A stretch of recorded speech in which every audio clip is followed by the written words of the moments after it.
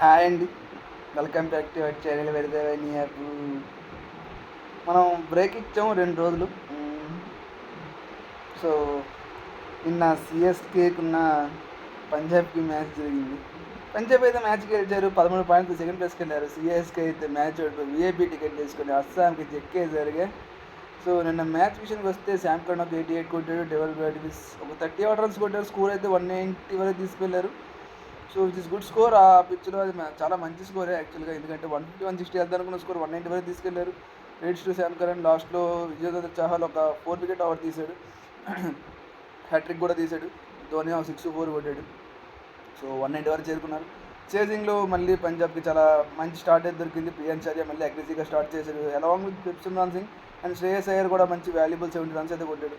So స్కోర్ని అయితే 19th ఓవర్లో చిన్న చమత్కారం చేసేలా ట్రై చేశారు, కానీ జరగలేదు. మ్యాచ్ అయితే పంజాబ్ సింపుల్గా గెలిచేశారు.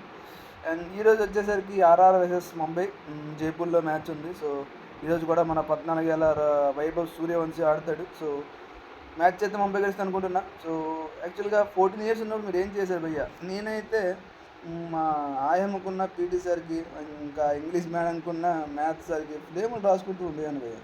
ఈడేమో అక్కడికి వెళ్ళి 100 కొట్టేస్తున్నాడు. సో ఈరోజు ఎంత కొడతారో చూద్దాం. మ్యాచ్ అయితే ముంబై గెలుస్తుంది. సో మీరేమనుకుంటున్నారో ఖచ్చితంగా కామెంట్ అయితే చేయండి. Thank you. జై హింద్.